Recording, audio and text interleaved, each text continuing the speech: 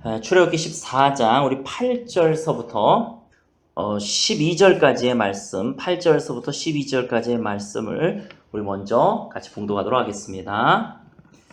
여호와께서 애굽 왕 바로의 마음을 완악하게 하셨으므로 그가 이스라엘 자손의 뒤를 따르니 이스라엘 자손이 담대히 나아갔음이라. 애굽 사람들과 바로의 말들 병거들과 그 마병과 그 군대가 그들의 뒤를 따라 바알스본 맞은편 비하히롯 곁 해변 그들이 장마 친 데에 미치니라. 바로가 가까이 올 때에 이스라엘 자손이 눈을 들어 본즉 애굽 사람들이 자기들 뒤에 이른지라. 이스라엘 자손이 심히 두려워하여 여호와께 부르짖고 그들이 또 모세에게 이르되 애굽에 매장지가 없어서 당신이 우리를 이끌어내어 이 광야에서 죽게 하느냐. 어찌하여 당신이 우리를 애굽에서 이끌어내어 우리에게 이같이 하느냐. 우리가 애굽에서 당신에게 이른 말이 이것이 아니냐. 이르기를 우리를 내버려 두라. 우리가 애굽 사람을 섬길 것이라 하지 아니하더냐.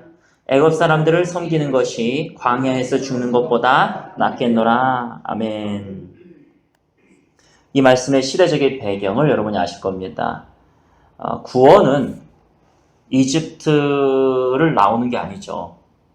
우리가 많이 착각하는 경우가 어디로부터의 구원이라는 것으로 착각합니다. 그래서 이집트에서 나오면 그것이 구원이다라고 생각하지만 성경은 그렇게 말씀하고 있지 않습니다.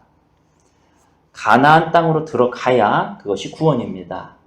우리의 삶이 광야 생활이라고 얘기를 합니다. 우리 그리스도인들이 참 애매한 상황에 있는 거예요. 많은 사람들이. 세상으로부터는 이렇게 나오는데 세상에 속해 있지 않아야 된다는 건 아는데 그렇다고 지금 천국 생활을 누리고 있는 것도 아니죠. 그래서 소위 말해서 우리는 광야 생활을 하고 있습니다. 그러나 우리가 명확히 알아야 될 것은 구원은 이집트로 나온 것이 아닙니다. 그렇다면 광야에서 40년 동안 방황하면서 죽었던 200만의 사람들은 다 구원받았다라고 말을 해야 되겠죠. 그들은 사실은 성경을 우리가 자세히 보면 하나님의 40년 동안 그들이 다 죽기까지가 40년이 걸렸습니다. 그들은 가나안 땅으로 못 들어갈 것이다라고 판명을 받았어요. 그래서 그들은요, 자기의 힘으로 저 땅을 점령해 보겠다고 막 올라갑니다. 그때 주님께서 가지 말아라 했는데 그들은 점령하겠다고 올라갔다가 아말렉 군대들한테 다 몰살당하고 말죠. 그런 이 사건까지도 벌어집니다. 우리 주님께서는 그 당시에 있었던 출애굽을 나왔던 사람들에게는 절대로 가나안 땅에 들어갈 수 없다라고 명령하셨습니다. 가나안 땅에 들어가야 우리가 구원을 받은 겁니다. 그러나 희소식이 있다면 광야에 있는 사람들에게도 구름 기둥과 불 기둥이 있었다는 거죠. 그래서 하나님이 이 광야에 있는 우리들에게도 구름 기둥으로, 낮에는 구름 기둥으로, 밤에는 불 기둥으로 인도하신다는 것입니다. 그래서 가나안 땅에 잘 안전하게 도착할 때까지 우리를 지켜주신다는 거고, 또 만나도 주시죠. 또 매출하기도 주시죠. 우리가 기도하면 기도에 대한 응답도 분명히 우리에게 주십니다. 그것이 광야 생활입니다. 그러나 그것으로 내가 구원받았다라고 착각을 한다면 내가 기도했더니 구름 기둥이 나타나고 내가 기도했더니 불 기둥이 나타났다. 내가 기도했더니 만나가 내려오고 메추라기가 내려와졌다. 이걸로 내가 구원받았다고 착각을 한다면 그것은 큰 오산입니다. 구원은 가나안 땅으로 들어가야지 됩니다. 그래서 성경에서는 구원을 이루라라는 말씀을 하고 있습니다. 그런데요, 여기서는 지금 이집트를 나오는 장면입니다. 이때 13절에 보면 이렇게 써 있습니다. 이집트를 나오고 있는데 이집트 군대가 바로 뒤쫓아오죠. 어떻게 하면 좋습니까? 왜 괜히 우리 이집트에서 잘 살고 있는데 우리 나오라 그래가지고 왜 이렇게 우리를 힘들게 만듭니까? 광야 생활은요, 힘듭니다. 좁은 길입니다. 차라리 안 믿는 사람이 더 좋아 보일 때가 있어요. 차라리 믿지 않으면은 이 시간에 예배도 드릴 필요 없고 이 시간에 내 할 일 하고 얼마나 좋겠습니까? 주일날도 그냥 토요일날 주일날 이틀 동안 내리시면은요, 월요일날 이제 일할 기운이 생기죠. 근데 우리 교회는 아직 봉사가 없습니다. 이제 식사나 설거지 봉사가 있지 그 외에 뭐 없죠. 청소도 없고 구역 예배도 없고 또 무슨 헌신 예배도 우리는 없고요. 그다음에 다음에 전도팀 만들어가지고 뭐 이런 것도 없고요. 우리 교회 같은 경우 거의 예배 외에는, 식사 외에는, 그러니까 먹고 예배 드리는 거 외에는 하는 게 없습니다. 근데 제가 전에 섬겼던 교회는요, 토요일서부터 행사가 있었어요. 토요일 날 1시 때서부터 8시까지 7시간 동안 전 교인이 행사를 합니다. 그 다음날에도요, 예배를 드려서 예배가 끝나면 오후 4시입니다. 우리는 오후 3시 이전에 다 예배가 끝나잖아요. 예배 끝나면 오후 4시인데 4시서부터 또 2부 순서를 받는 거예요. 그래서 저녁 10시까지.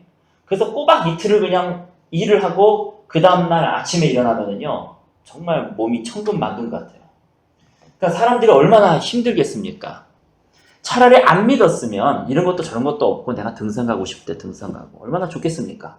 그러나 예수를 내가 괜히 믿어가지고 괜히 이집트에서 나와가지고 이 생고생을 하고 있는 거야. 이스라엘 사람들도 똑같은 말을 했다는 것입니다. 이스라엘 사람들도요, 누가 우리 보고 이제 끌어내라 그랬느냐. 근데 그거는 사실은 어리석은 일이죠. 왜냐하면 어리석은 말이죠. 왜냐하면 우리는 이 세상에 있다면 멸망할 것을 다 알고 있기 때문에 우리는 이 좁은 길을 택해서 오늘도 걸어가고 있는 것입니다.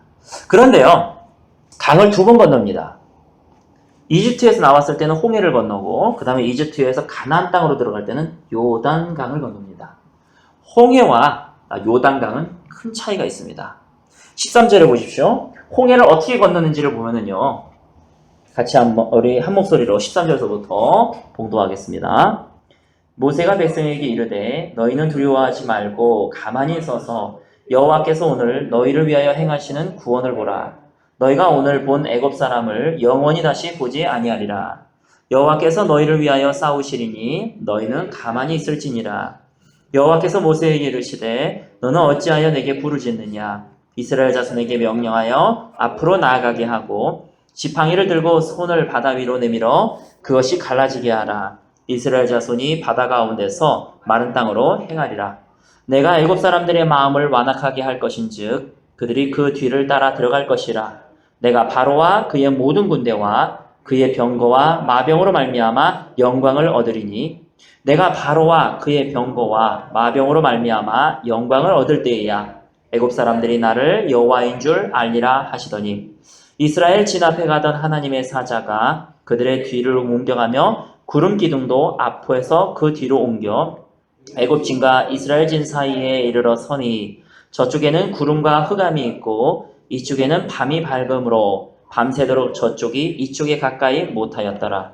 모세가 바다 위로 손을 내밀매 여호와께서 큰 돌풍이 밤새도록 바닷물을 물러가게 하시니 물이 갈라져 바다가 마른 땅이 된지라.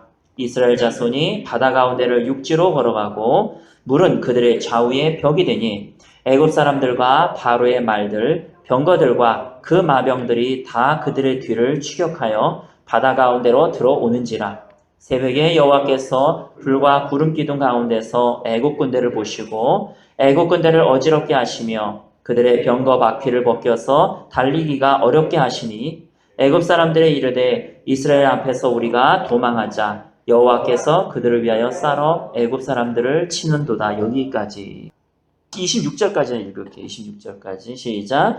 여호와께서 모세에게 이르시되 내 손을 바다 위로 내밀어 물이 애굽 사람들과 그들의 병거들과 마병들 위에 다시 흐르게 하라 하시니 그렇게 된지라. 이렇게 된 거죠.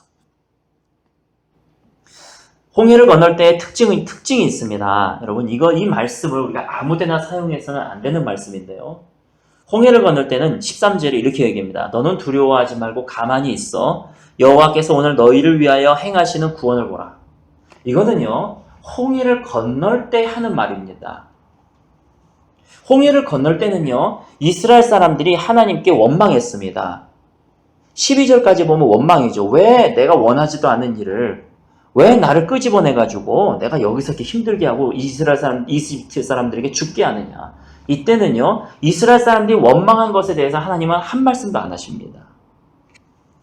이스라엘 사람들이요, 이집트에서는 죄를 안 졌겠습니까? 이집트에서도 분명히 죄를 저질렀죠.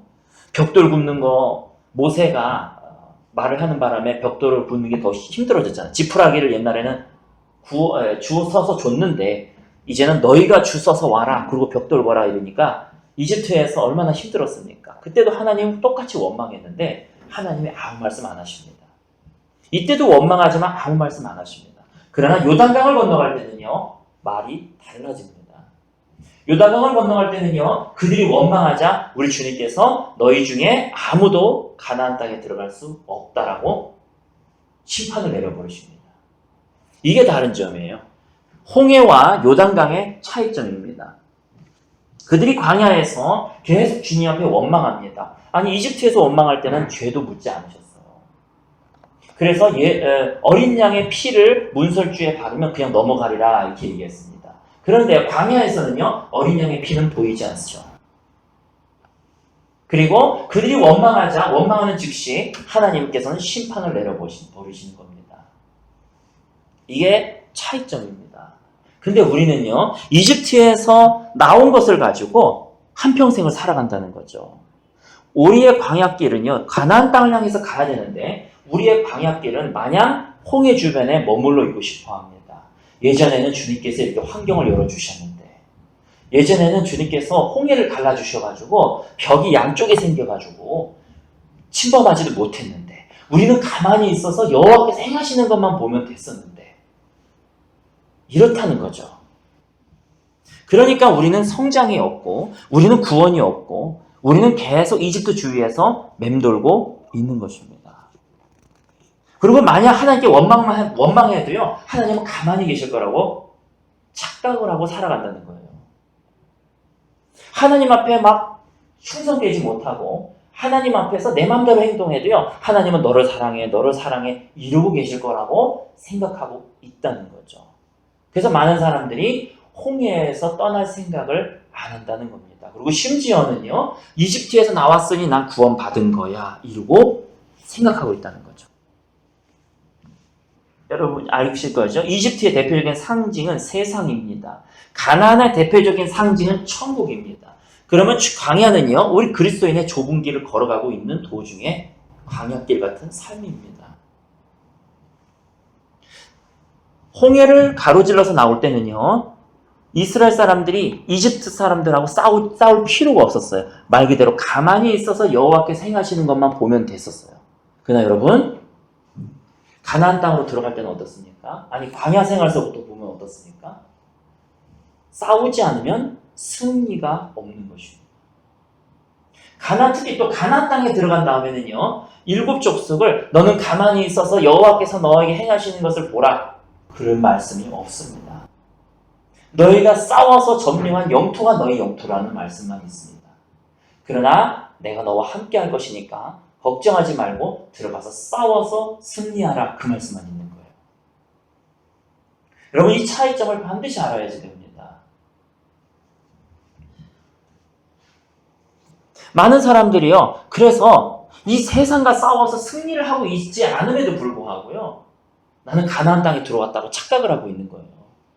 정말로 가나안 땅에 들어갔으면 가나안의 7 족속을 나는 휘둘러 잡아야 됩니다. 그 믿음이 나에게 있는 것입니다. 그것이 가나안 땅에 들어갈 수 있는 믿음입니다. 지금도 수많은 사람들이 가만히 있어 여호와께서 행하시는 것만 지켜보고 있다가 아무런 응답도 없고, 근데 꼭 희한하게 이건 있는 거예요. 배고플 때쯤 되면 만나가 하나 떨어져요. 이건 있는 거예요. 하나님이 죽이시지는 않아요. 근데 예전 같지는 않은 거예요. 홍해 때 같지는 않은 거예요. 홍해 때는 주님께서 다 해주셨어요. 심지어는 막 구름도 나타나가지고 이집트 사람들과 이집트의 병사들과 이스라엘 사람들을 다 갈라놓기까지 했어요. 지금 우리가 읽었듯이. 그래서 사탄이 절대로 우리한테 접근하지도 못하도록 해두셨습니다. 그러나 가나안 땅에 들어갈 때는 다르다는 거예요. 가나안 땅에 들어갈 때는요, 우리가 사단과 싸워서 승리하기를 원하신다는 것이고, 구원받는 믿음이라고 하는 것은요, 가나안 땅에 들어갈 수 있는 믿음을 말하는 겁니다. 주님께서 나를 위해서 모든 걸 다 해주시겠지, 나는 가만히 있어 여호와께서 하시는 것만 볼 거야, 이거는 가나안에 들어갈 수 있는 믿음이 아니라 홍해를 건널 수 있는 믿음에 불과한 것입니다. 그 광야 생활이 무엇입니까? 이제는요, 하나님께서 나를 통해 뭔가 하시고자 하는 거예요. 우리 주님께서 나를 통해서 뭔가 이루고자 하시는 거예요. 그래서 우리 주님은요, 나를 계속 훈련시키시고 단련시키셔서 이제 가나안 땅에 들어갈 수 있도록 나를 인도하시는 것입니다. 그게 좁은 길이에요. 그러니까 좁은 길로 갈 때는요, 사탄하고도 싸워야 됩니다. 아말렉하고도 싸워야 됩니다. 그리고 바산왕 옥도 죽여야 됩니다. 근데 우리는요, 우리 환경에 심심하면 타협하고 살아간다는 겁니다. 한국교회가 제가 며칠 전에 엊그저께인가 영상을 보니까 믿는 사람인지 믿지 않는 사람인지 모르겠어요. 작가예요, 작가. 그래서 지금 현재 그 경제 재앙이 지금 몰아닥치고 있지 않습니까? 우리나라에. 지금 우리가 정말 호랑이한테 물려가는 시점이 왔어요. 정신을 똑바로 우리가 차려야 이 경제 재앙을 이겨낼 수가 있는데, 그러면서 교회가 정신을 못 차리고 있다고 그런 얘기를 하더라고요. 지금은요, 안 믿는 사람들이 봐도요, 교회가 정신을 못 차리고 있는 거예요. 싸울 생각을 안 하고 타협만 하고 계속 앉아 있는 거예요. 아말렉이 온다. 그러면 아말렉하고 싸워서 승리해야 되는 것인데 이걸 안 하려고 그래요. 안 하고 그냥 아유 너도 윈윈 정책, 아말렉하고 우리하고 섞여 살자. 그래서 교회 내에 그냥 대충 어느 정도 그냥 세상적인 것들이 들어와도 오케이 안 싸우는 거예요. 가나안 땅을 점령해서 들어가야 되는데 오히려 지금 세상에 의해서 위축당하고 있는 거예요. 제가 그거를 참 들으면서 목사로서 참 창피했습니다. 안 믿는 사람 같기도 해요.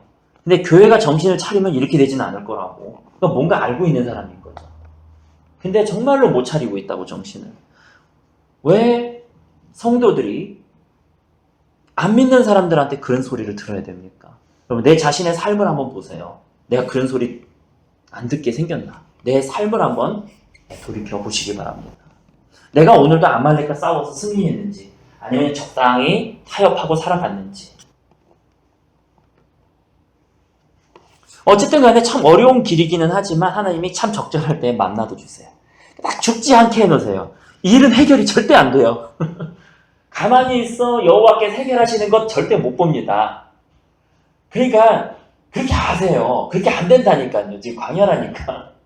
광야에서는 아말렉도 주둔하고 있고요. 바산왕 옥도 죽여야 돼요. 가서 목도 베야 되고요. 그 다음에 암몬 모압 자손. 모압 자손도 지금 버티고 있어가지고 발람이 또 난리를 쳐요. 이스라엘 죽이려고. 그걸 우리가 다 싸워서 막아야 되는 거예요. 그러니까 지금은 우리가 그러한 상황에 있다는 것이에요. 우리 민수기 13장을 보겠습니다. 민수기 13장이요. 우리 민수기 13장 23절 말씀, 우리 전에 한번 읽은 적이 있습니다. 이들은 구원을 못 받았죠. 그래서 40년 동안 떠돌이 생활하다가 가나안 땅에 들어가지 못하고 다 죽었죠. 23절을 보십시오. 같이 우리 한 목소리로 봉독하겠습니다. 또 에스골 골짜기에 이르러 거기서 포도송이가 달린 가지를 베어들어 막대기와 꿰어 매고 또 섭리와 무화과를 따니라. 이스라엘 자손이 거기서 포도를 베었으므로 그곳을 에스골 골짜기라 불렀더라.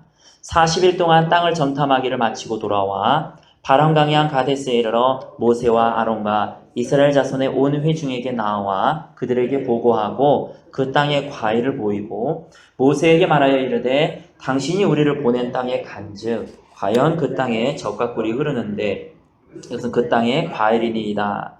그러나 그 땅 거주민은 강하고 성들은 견고하고 심이 클 뿐 아니라 거기서 아낙 자손을 보았으며 아말렉인은 남방 땅에 거주하고 헤딘과 여부스인과 아모리는 산지에 거주하고 가나안인은 해변과 요단가에 거주하더이다. 갈렙이 모세 앞에서 백성을 조용하게 하고 이르되 우리가 곧 올라가서 그 땅을 취하자 능히 이기리라 하나.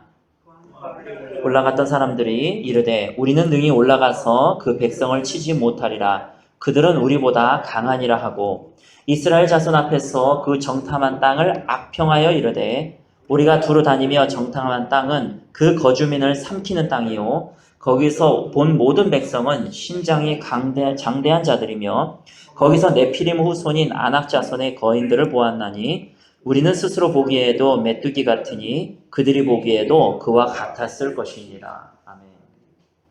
얼마나 다릅니까? 자, 이 사람들은요 조금 극단적인 말이지만 저주받은 사람들입니다. 그러니까 가나안 땅에 못 들어갔어요. 우리가 이 시점에서 가나안을 눈에 앞에 놔두고요. 우리는 가만히 있어 여호와께서 행하시는 것을 보자. 이거를 약속의 말씀이라고 받는다면 그 사람의 영성은 좀 의심해 봐야 돼요. 이게 아니라는 거예요. 주님께서는요, 너희들이 가서 점령하라 얘기했는데 이들이요, 그 믿음이 없는 거예요.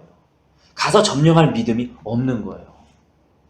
그러다 보니까 처음에는 포도송이를 양쪽에 메고 와가지고 야, 이거 젖과 꿀이 흐르는 땅이다. 역시 우리 주님께서 약속하셨다까지는 사실인데, 그러나 아낙 자손이 크고 아말렉 자손이 크고 거기에 비하면 우리는 메뚜기 같더라. 이러니까 사람들이 이제 악평하기 시작하는 거예요.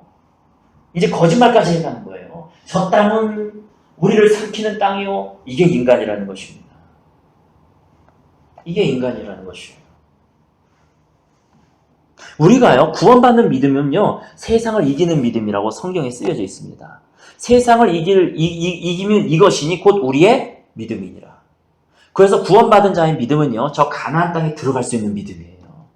그래서 세상을 이길 수 있는 믿음. 다시 좀 알아듣게 표현하자면 구원을 받았다면 세상을 이기는 것은 당연하다는 것입니다.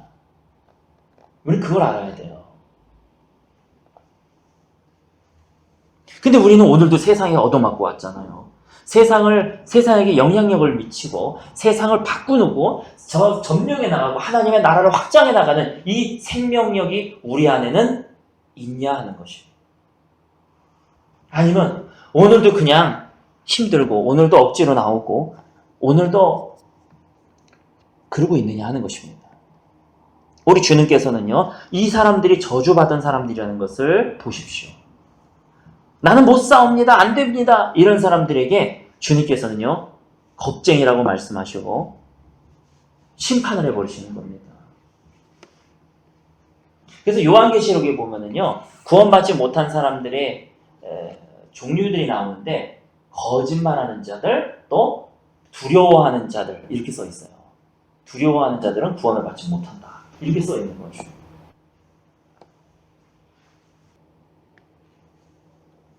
우리는요, 조금만 삶에 어려움이 오면은요, 주님을 원망합니다. 아직도 우리는 광야에 있는 거예요. 물 목마르다고 막 모세한테 떼쓰고, 모세는 또 하나님 앞에서 기도하고 그냥 두들겨가지고 물 나오게 하고. 자, 우리의 삶을 한번 잘 점검해 보시기 바랍니다. 우리는 지금 광야에 있는 건지 아니면 가나안 땅에 있는 건지 우리 자신에게 계속 물음표를 해야 되는 거예요.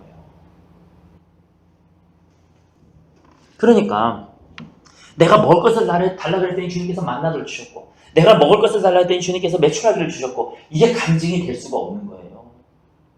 그거는 광야에 있으면 어느 누구나, 여러분 그 믿음은 가지셔도 돼요. 내가 어쨌든 광야에 있는 거니까 굶어 죽이시지는 않으시구나. 이 믿음은 철석같이 믿으셔도 돼요. 만나와 메추라기, 불기둥과 구름기둥까지 주님께서 다 예비해 두십니다. 그러나 우리가 아직 광야에 있다면요, 우리는 주님의 은혜를 구해야 됩니다. 40년 동안에 돌면서 이스라엘 민족들이 죽고 그 다음 세대들이 가나안 땅에 들어갔다고 하는 얘기는요, 내 옛 자아가 죽고 새로운 자아가, 새로운 예수 그리스도의 자아가 나타나서 새 사람이 되어서 가나안 땅으로 들어간다는 것을 의미합니다. 내가 예수 그리스도와 함께 십자가에 못 박혀 죽어야 이제는 내가 사는 것이 아니요 내 안에 계신 그리스도께서 사시는 것이라. 내 안에 계시는 이제 그리스도가 사시는 것. 그래서 이게 조금 여러분 이해를 못할 수 있을 말일지도 모르겠지만 잘 들어보세요. 성령의 열매를 다른 말로 이렇게 표현합니다. 내 안에 예수가 드러나는 것. 성령의 열매라는 말은 내 안에 예수가 드러나는 것. 이렇게 표현을 합니다. 결국 내 안에 사랑과 희락과 화평과 인내와 자비와 양선과 충성이 드러나기 위해서는요, 내 자아는 죽어야 된다는 거예요. 그랬을 때에 우리 주님께서 내 안에서 주님의 사랑이 나타나는 것, 이것이 사랑의 열매고, 내 안에서 주님의 기쁨이 주어지는 것, 나 기뻐하리 이거 말고, 그 찬양은요, 그 찬양은 그 마음 문척할 때 부르는 찬양이고 나를 위한 찬양이지 그거는 주님께 올려드리는 찬양은 아니잖아요. 나 기뻐하리 그런 거는. 초점이 나에게 맞춰져 있잖아요. 여호와를 기뻐하는 것이 우리의 힘이니라. 이제 그거 이상은 아닌 거예요. 그거예요 그냥. 여호와를 기뻐하기로 난 결정을 했다. 근데 성령의 열매의 기쁨이라고 하는 것은요. 내가 결정하는 기쁨이 아니라 하나님의 기쁨이 내 안에 표출되는 거죠. 나는 죽고 예수가 사는 거죠.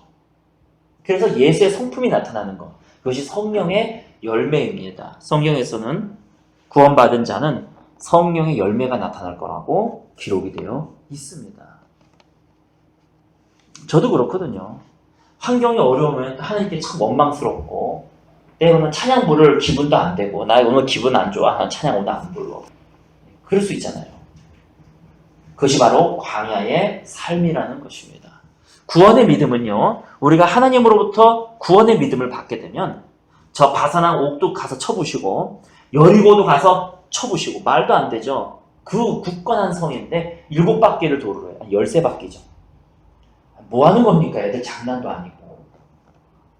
모든 국민들이 아무 소리도 안 하고 거기를 빙글빙글 돌고 있는 거예요. 제가 예전에 한번 여리고성 돌아봤거든요. 제 친구가 어느 날 부모님이 교회를 못 나가게 한다 그래가지고 청년들 다 끌고, 내가 그때 회장도 아니었는데 어떻게 청년을 다 끌고 가는지 모르겠어요. 청년들 다 끌고 그 집주위를요, 블럭이 이렇게 있잖아요. 그 블럭을 막 7바퀴를 돌았어요. 아무 소리도 안 하고. 근데 창피해서 죽는 줄 알아. 사람들이 다 쳐다봐요. 쟤네들 뭐하고 있냐. 멀쩡하게 생긴 놈들이, 남녀애들이 보니까 20대들 같은데 아무 소리도 안 하고 거기를 계속 빙글 돌고 있는 거예요. 다 도는데 7바퀴, 한 바퀴 도는데 10분인가 뭐 이게 걸렸으니까, 15분인가 걸렸으니까 다 도는데 1시간 반 걸리는 거예요. 미친놈들이죠. 그렇죠? 구원받은 믿음은요, 바로 그거예요. 세상 사람들이 비웃어도, 세상 사람들이 미쳤다 그래도요, 주님께서 해라 그러면 그냥 하는 거예요. 왜? 그래서 거기서 역사가 나타난다는 것을 알고 있기 때문에. 우리는 가나안 땅에서 점령하는 만큼 우리의 유업에, 우리의 기업이, 우리의 땅이 거기서 생겨나는 겁니다.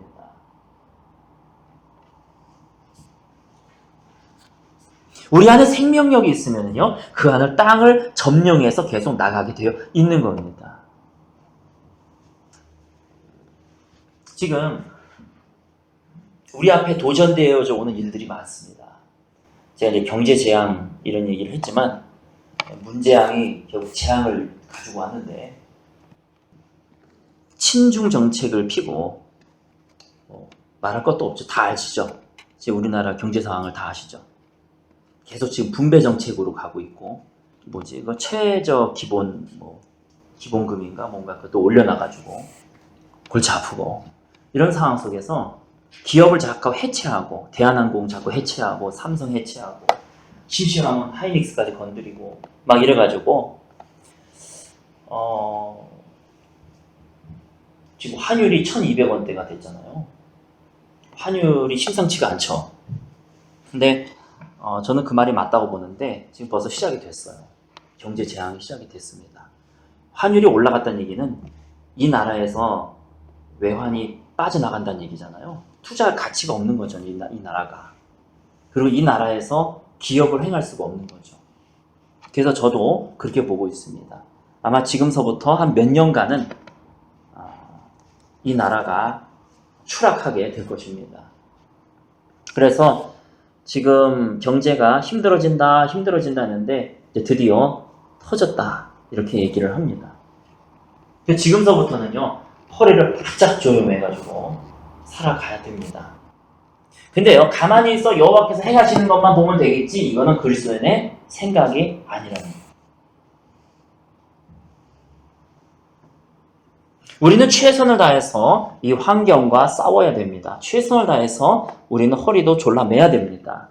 최선을 다해서 우리의 지출을 줄여야 됩니다. 하지만 우리는 세상 사람들하고 다른 믿음을 가지고 있습니다. 그 막연하게 어떻게 되겠지 하는 믿음 말고요. 예전에 제가 아는 사람이 거의 망할 직전에 됐는데 자기 걱정이 없다는 거예요. 내가 보기에는 망하기 직전인데 자기는 걱정이 없대요. 그래서 자기가 믿음이 있다는 거예요. 그게 믿음입니까? 그건 믿음이 아니에요. 그거는 홍해 건널 때의 믿음이죠. 그죠? 난 가만히 있어서 여호와께서 행하시는 것만 보면 돼. 그건 믿음이 아니잖아요. 아무것도 안 하면서 딱 되면 이제 망하게 생겼어 보니까 부도나게 생겼어. 근데 자기는 왠지 모르게 믿음이 있대요. 안 망할 것 같대요. 그건 믿음이 아니죠. 그러면 아무것도 아닙니다. 그러고 나서 하나님도 욕하고 자기 생각대로 안 되니까 욕하고 말이 안 되는 거죠. 지금은요 우리가 정신을 바짝 차려가지고 허리띠를 이제 졸라 매야 됩니다. 이 환율이 얼마만큼 올라갈지를 모르겠습니다. 외국인 자본 투자자들이 계속 빠져나가고 있고 북한은 계속 미사일 쏘고 있고 우리나라가 북한한테 그 석탄 밀수하고 막 그랬잖아요. 언론에서는 잘 안 나오는데 북한하고 뒷거래하다가 들켰잖아요. 그래서 지금 세컨더리 보이콧을 우리나라에게 하느냐 안 하느냐 지금 그러고 있잖아요. 저 양반이 아직 3년이 더 있기 때문에 어떻게 될지는 모르겠고 또 모든 것이 다 그렇잖아요. 집 짓는 게 어렵지 부시는 건 쉽잖아요. 부시는 거는 뭐 하루 사이에 다 부실 수 있고 집 짓는 거는 몇 달이 걸리지 않습니까? 경제가 회복되기까지는 얼마나 걸릴지는 모르겠습니다. 바로 이 시점에서 우리는요 바로 주님께 매달려야지 됩니다. 우리가 바로 이 시점에서 가져야 될 믿음이 구원받는 믿음을 우리는 가지고 있어야 된다는 겁니다. 어떻게 되겠지 뭐 여호와께서 행하시는 것만 보지 뭐 이거는 믿음이 아니라는 거예요. 주님께서 원하시는 거는 그게 아니라는 겁니다. 너희가 가서 점령하라. 이 믿음을 주님께서 우리에게 요구하신다는 것입니다. 그래서 바로 이 시점이 우리 주님과 독대해야 될 시간입니다. 바로 이 시점이 우리 주님과 독대하면서 우리 주님과 관계를 쌓아야 될 시점입니다. 그러한 자들은 승리할 것이라고 저는 믿습니다. 어려운 상황이 있다 하더라도 우리 주님께서는 주님 앞에 매달리는 자, 주님 앞으로 가는 자들에게 승리를 주실 것입니다. 이것이 다른 사람들과 우리와의 차이점입니다. 환경적으로는요, 주님께서 별로 도와주지 않으실 거예요. 뭐 아말렉 쳐부술 때 뭐 도와주셨나요? 환경적으로는 뭐 똑같습니다. 그들이 어려움을 당하는 거나 우리가 어려움을 당하는 거나 환경적으로는 똑같지만은 우리는 그것을 싸워서 승리할 수 있는 믿음을 주님께서 우리에게 주신다는 것입니다. 그럼 막연하게 우리에게 오는 게 아닙니다. 그것은 우리가 주님 앞에 나아가야 되는 것입니다. 그것이 우리가 해야 될 일입니다. 주님 앞에 나아가서 주님의 은혜를 구하면서 주님께 지혜를 구하면서 주님께 믿음을 구하는 것입니다. 그렇기 때문에 우리 모두가 다 주님께 나아가서 승리를 얻는 저와 여러분 되시기를 예수님의 이름으로 축원합니다. 오늘 말씀 기억하시면서 우리 잠깐 기도하고 마치도록 하겠습니다.